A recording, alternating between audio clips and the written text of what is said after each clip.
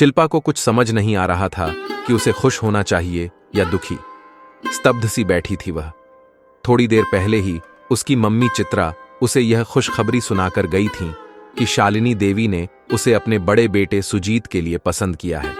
शालिनी देवी बनारस के एक समृद्ध परिवार की मुखिया थीं, जो अपने दोनों बेटों सुजीत और अजीत के साथ एक बड़ी सी कोठी में रहती थीं। शालिनी देवी ने कुछ ही दिन पहले शिल्पा को अपनी सहेली निशा देवी की बेटी केसर के साथ देखा था और सांवली, साधारण रूप रंग वाली, धीर गंभीर, अल्पभाषी शिल्पा को अच्छी तरह से जान परख लिया था और केसर से भी अच्छी तरह पूछताछ कर शिल्पा के घर आ गई थीं। शिल्पा के पिता तो थे नहीं, न कोई भाई बहन थे। इतने बड़े घर परिवार की मालकिन चित्रा जैसी प्राइमरी स्कूल की साधारण शिक्षिका के सामने हाथ जोड़कर कह रही थीं, चित्रा जी, हमें और कुछ नहीं चाहिए, बस आप हां कर दीजिए। चाहें तो सुजीत के चाल चलन के बारे में पता कर लें। आपकी बेटी इसी शहर में रहेगी आपके सामने। बस मुझे थोड़ा समय दीजिए, मैं शिल्पा से बात कर लूं, कहा था चित्रा ने। समस्या बस यही लग रही थी कि 4 महीने पहले ही सुजीत की पत्नी दिव्या की कार दुर्घटना में मृत्यु हो गई थी। सुजीत और उनका 1 वर्षीय बेटा सिद्धांत बाल बाल बच गए थे। अब राधिका को अपने बेटे का घर फिर से बसाने की जल्दी थी। उन्हें चित्रा की आर्थिक स्थिति का अंदाजा हो ही गया था। साधारण ढंग की लड़की दबकर रहेगी उनके वैभव में। लड़की सीधी लग रही है, चुपचाप सिद्धांत की देखभाल करेगी, यही चलता रहता था राधिका के मन में। शिल्पा का एमए अभी पूरा ही हुआ था। शिल्पा ने हर समय नौकरों की देखभाल में पलते सिद्धांत को अपनी बाहों में लिया तो उसे अजीब सा सुकून मिला। सुष्मिता और अस्मिता अभी भी कॉम में पढ़ रही थी। शिल्पा को एडजस्ट करने में बहुत मेहनत करनी पड़ रही थी। पहली दिवाली पर शालिनी देवी ने सुजीत से कहा, कल शिल्पा को भी शॉपिंग करवा लाना। सुष्मिता ने पूछा, भाभी आप क्या खरीदेंगी अपने लिए? शिल्पा ने बहुत सहज ढंग से कहा, जो तुम्हारे भैया पसंद करेंगे खरीद लूंगी। मुंह हफट अस्मिता ने कहा, भैया अभी तक तो गोरी चिट्टी भाभी के लिए जो भी खरीदते थे उन पर झंझता था। आपके लिए तो उन्हें बहुत सोचना पड़ेगा कि क्या खरीदा जाए। अपमान से जल गया शिल्पा का दिल। आंखें भर आईं। दुख और ज्यादा तब हुआ जब देखा वहां बैठा घर का हर व्यक्ति इस भद्दे व्यंग्य पर हंस दिया। मन हुआ कि कहे, क्यों लाए हो मुझे इस घर में? क्यों हाथ जोड़कर विवाह का प्रस्ताव रखा था? ले आते कोई गोरी सुंदर लड़की। लेकिन उसके संस्कारों ने उसे कुछ भी कहने से रोके रखा। अब शिल्पा ज्यादा से ज्यादा समय सिद्धांत की देखरेख में बिताने लगी थी। एक दिन वह अपने कमरे में अकेली उदास बैठी थी। सुजीत ने कहा, उदास क्यों बैठी रहती हो? किसी रानी जैसा जीवन है तुम्हारा, लाइफ एंजॉय करो। शिल्पा ने सोचा, रानियां क्या सचमुच सुख से रहती हैं? कीमती साड़ी, गहने, नौकर, राजमहल के अलावा नारी को सुखी होने के लिए और क्या चाहिए भला? पर पता नहीं क्यों बचपन से ही रानियों के सुख को लेकर उसके मन में बहुत सा संदेह रहता था। रानियों से क्या कभी किसी ने उनके मन की खुशी के बारे में पूछा था? सुजीत ने टोका, क्या सोच रही हो? मैं मां से मिलाऊं? मन लगता है वहां तुम्हारा अब? क्यों नहीं लगेगा? मैं समझी नहीं। अरे यहां इतना आराम है तुम्हें, अब तो तुम्हें यहां के वैभव की आदत पड़ गई होगी। इस बात का शिल्पा ने कोई जवाब नहीं दिया, बस पूछा, सिद्धांत को अपने साथ ले जाऊं? जवाब में उनके रूम में आती शालिनी देवी ने दिया, नहीं बहू, उस छोटे घर में परेशान हो जाएगा वह। मां जी, थोड़ी देर में तो आ ही जाऊंगी।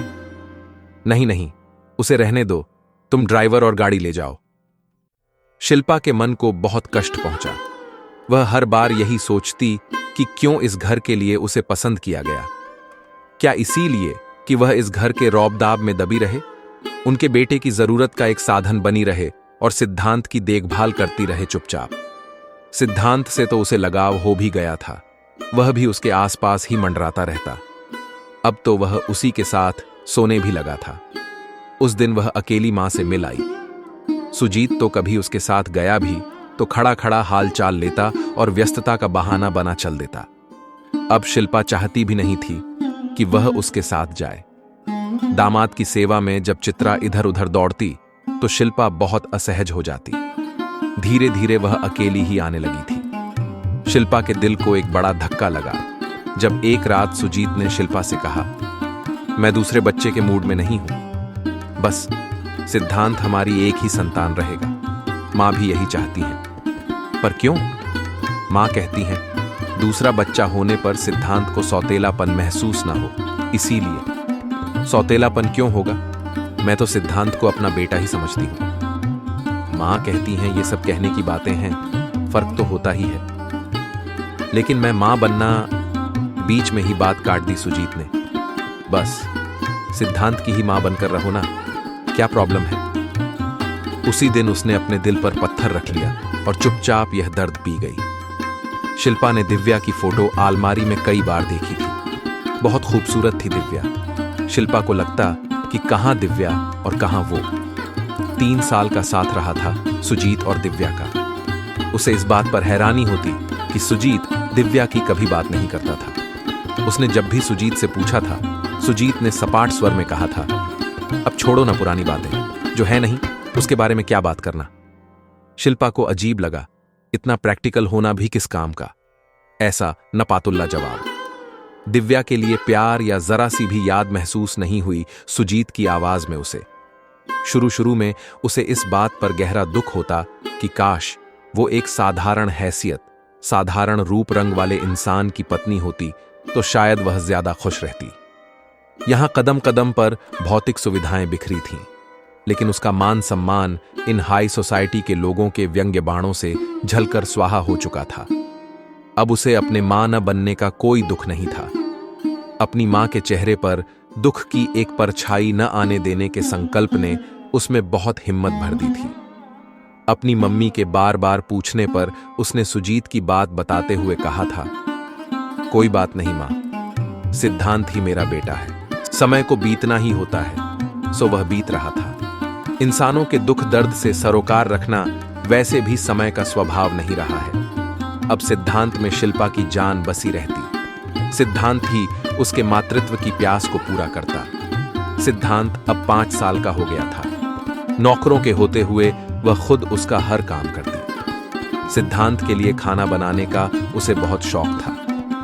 एक दिन वह सिद्धांत के लिए किचन में कुछ बना रही थी। शालिनी देवी ने कहा, क्या तुम हर समय किचन में घुसी रहती हो? तुम मिडिल क्लास लोगों की यही समस्या है, अपनी मानसिकता और कल्चर छोड़ना ही नहीं चाहते। अब तुम एक बड़े बिजनेसमैन की पत्नी हो, तुम्हें उसी हिसाब से रहना चाहिए। नौकर भी क्या सोचते होंगे? शिल्पा का सारा उत्साह ठंडा पड़ गया, दिल भर आया। शालिनी देवी आगे बोली, और एक तो तुम्हारा रंग वैसे ही इतना गहरा है, और गैस के सामने खड़ी खड़ी शक्ल सूरत खराब हो जाएगी। अरे ऐसे तो न रहो कि लोग तुम्हें सिद्धांत की नौकरानी समझें। शिल्पा चुपचाप आंसुओं से भरी अपनी आंखें छुपाते हुए अपने रूम में आ गई।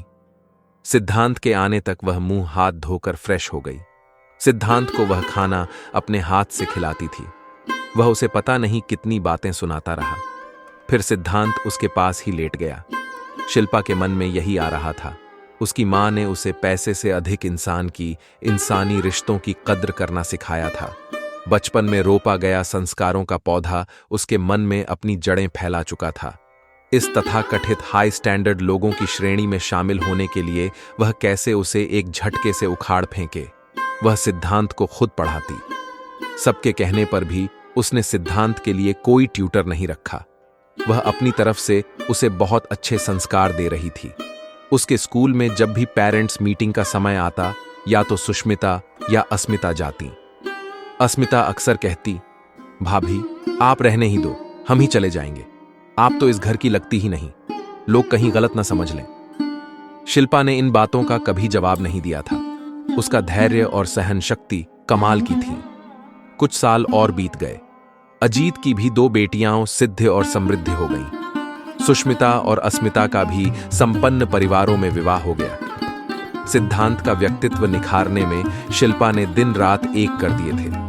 वह जानता था कि शिल्पा उसकी सगी मां नहीं है, लेकिन दोनों के बीच सगा सौतेला जैसे शब्द कभी नहीं आया था। समय अपनी रफ्तार से चलता रहा। सफलता की सीढ़ियां चढ़ता सिद्धांत MBA करने के बाद अब बिजनेस में कदम रखने के लिए तैयार था। उसके लिए रिश्तों की अब लाइन लग गई थी। एक दिन सुष्मिता और अस्मिता दोनों परिवार आई हुई थी। दोनों के एक एक बेटा था। शालिनी देवी, सुजीत, अजीत, पूरा परिवार एक जगह जमा था। शालिनी देवी अब अस्वस्थ रहने लगी थी। डिनर के बाद सुष्मिता ने कहा, चल बता, अब कैसी लड़की से शादी करेगा?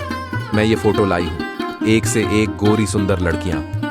कहते हुए सुष्मिता ने एक नजर शिल्पा पर डाली, जो चुपचाप एक सोफे पर बैठी हुई थी। अस्मिता ने कहा, हाँ भाई, लड़की गोरी और सुंदर हो, आम सी शक्ल सूरत होगी तो पढ़ी लिखी होकर भी हमारे घर में फिट नहीं बैठेगी। इस घर की तो नौकरानियां भी अच्छी दिखती हैं। शिल्पा का छलनी मन इन बातों का अभ्यस्त था। सिद्धांत के चेहरे पर एक अनोखी आभा थी, होठों पर एक निश्चल सरल सी मुस्कान थी। वह अपनी जगह से उठकर खड़ा हुआ। सबकी नजरें उसकी तरफ थीं। सिद्धि समृद्धि भी बोल उठी, हाँ भैया, जल्दी फाइनल करो लड़की। सिद्धांत आराम से चलता हुआ शिल्पा के सोफे के हत्थे पर बैठ गया, बाहें शिल्पा के गले में डाल दी। कहने लगा, मुझे लड़की बिल्कुल मां की तरह चाहिए, यही रूप रंग, यही स्वभाव, बिल्कुल मां जैसी। एकदम सन्नाटा छा गया। अपने रूप के घमंड में डूबी वहां बैठी हर औरत शिल्पा को ऐसे देख रही थी जैसे वह कोई अजूबा हो। और शिल्पा, उसे तो उसके बेटे ने इस समय इतनी ऊंचाई पर उठा दिया था कि सारा जीवन अपमान में झुलसते हुए वह एक पल जैसे मान सम्मान और खुशियों का झोंका बन गया। उसका सांवला चेहरा कुंदन की तरह दमक उठा था। आंखों से खुशी के आंसू बहने लगे और उन आंसुओं के साथ उम्र भर की उपेक्षा का एहसास भी बहता चला गया। सिद्धांत ने शिल्पा के आंसू पोंछते हुए घुटने नीचे टिकाते हुए अपना सिर शिल्पा की गोद में रख दिया। वहां उपस्थित हर व्यक्ति को जैसे सांप सूंघ गया था।